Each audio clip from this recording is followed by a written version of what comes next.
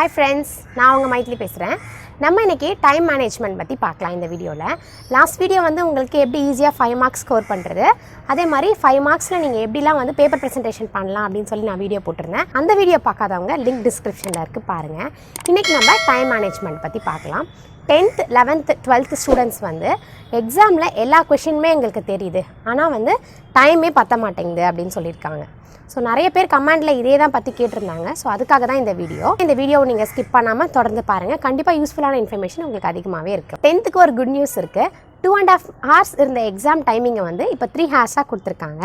So கண்டிப்பாக எல்லா 10 ஸ்டூடெண்ட்ஸுமே பார்த்தீங்கன்னா 100 மார்க்ஸ்க்கு உங்களுக்கு 3 hours உங்களுக்கு டைம் இருக்குது.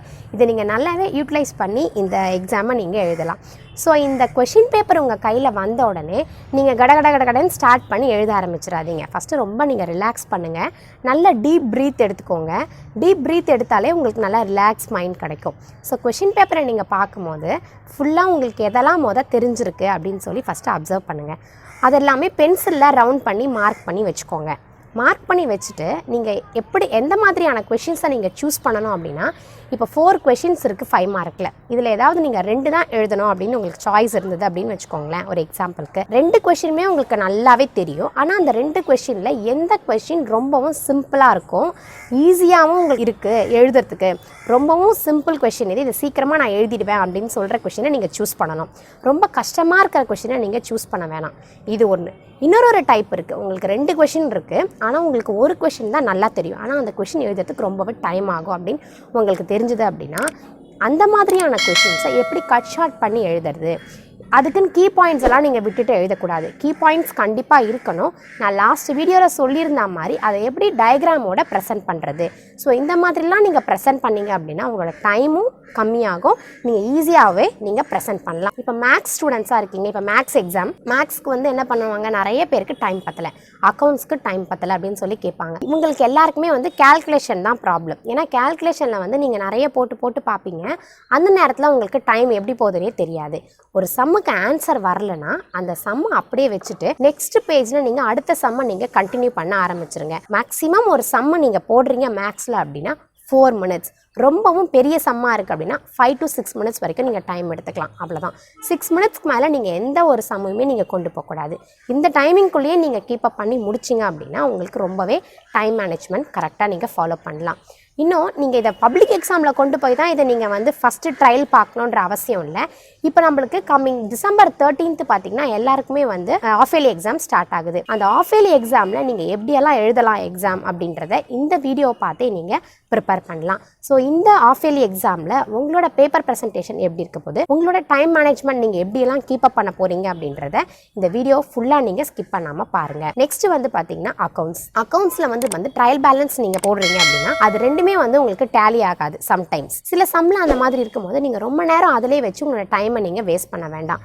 நீங்கள் நெக்ஸ்ட் என்ன பண்ணுங்க அப்படின்னா, டைம் வேஸ்ட் பண்ணாமல் அடுத்த சம்மை நீங்கள் கொண்டு போங்க. தியரியாக இருக்கட்டும், இல்லை அடுத்தது நீங்கள் ப்ராப்ளம் சம் எதுவாக இருந்தாலும் அடுத்ததுக்கு நீங்கள் கொண்டு போயிடுங்க. மேக்ஸிமம் வந்து பார்த்தீங்கன்னா உங்களோட டைமிங்கை வந்து நீங்கள் ஆஃப் இயர்லி எக்ஸாம் ரிவிஷன் எக்ஸாம்லேருந்து நீங்கள் கண்டினியூ பண்ணிங்க அப்படின்னா போர்டு எக்ஸாம் வரும்போது உங்களுக்கு ரொம்பவே ஈஸியாக இருக்கும். ஸோ அதனால் ஆஃப் இயர்லி எக்ஸாம்லேயே இப்போ இந்த வீடியோ பார்த்து எப்படி நம்ம டைம் மேனேஜ்மெண்ட்டை கீப்பப் பண்ணலாம். எப்போவுமே நான் சொல்கிறேன், மேக்ஸை பொறுத்த வரைக்கும் ஜாமெட்ரி அண்ட் கிராஃபை ஃபஸ்ட்டு போடுங்க. அதை லாஸ்ட் மினிட்ல போடாதீங்க.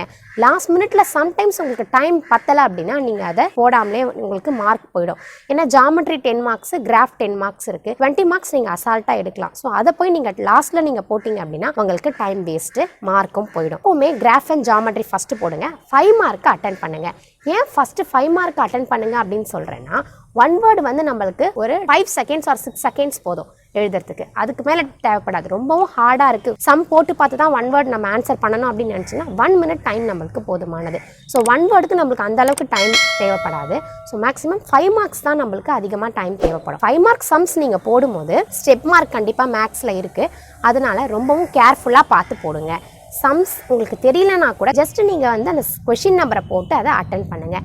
சம்டைம்ஸ் அது அவுட் ஆஃப் கொஷினாக இருந்தால் கூட உங்களுக்கு பப்ளிக்கில் மார்க் கிடைக்கும். அதனால் நீங்கள் எந்த ஒரு கொஷினுமே ஸ்கிப் பண்ணாதீங்க. கொடுத்துருக்கிற கொஷின்ஸை கம்பல்சரி எல்லாத்தையுமே அட்டன் பண்ணுங்கள். நெக்ஸ்ட் நீங்கள் ரொம்ப ரெஸ்ட்லெஸ்ஸாக ஃபீல் பண்ணுவீங்க எக்ஸாம் எழுதிட்டு இருக்கும் போது. பிகாஸ் சில பேர் வந்து நைட்டெல்லாம் படிப்பீங்க, காலையில் ஏர்லி மார்னிங் சீக்கிரம் எழுந்து படிப்பீங்க. எக்ஸாம் எழுதும் போது உங்களோட எனர்ஜி லெவல் கொஞ்சம் கொஞ்சமாக ட்ராப் அவுட் ஆகிட்டே வரும்.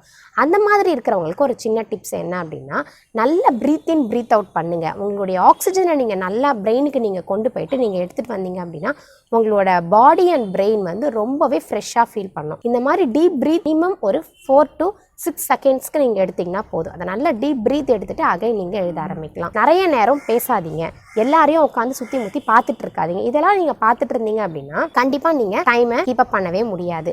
ஸோ நமக்கான நேரம் இந்த 3 hours தான். இந்த 3 hours நம்ம என்ன பண்ணுறோமோ அதுதான் நம்மளோட ரிசல்ட்டாக நம்மளுக்கு வெளியே வரும். ஸோ கேர்ஃபுல்லாக இந்த 3 hours நல்லா யூட்டிலைஸ் பண்ணுங்கள். இந்த மாதிரியான நிறைய வீடியோஸ் உங்களுக்கு வேணும்னு நீங்கள் எதிர்பார்த்தீங்கன்னா நம்ம கமெண்ட் செக்ஷனில் லீவ் பண்ணுங்கள்.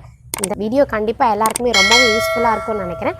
கண்டிப்பாக நெக்ஸ்ட் வீடியோவில் நம்ம இதே மாதிரி யூஸ்ஃபுல்லான இன்ஃபர்மேஷன்ஸோட மீட் பண்ணலாம். தேங்க்யூ. இந்த வீடியோ உங்களுக்கு பிடிச்சிருந்தா லைக் பண்ணுங்கள். ஏதாவது டவுட் இருந்தால் கமெண்ட் பண்ணுங்கள். கண்டிப்பாக மறக்காமல் ஃப்ரெண்ட்ஸ்க்கு ஷேர் பண்ணுங்கள்.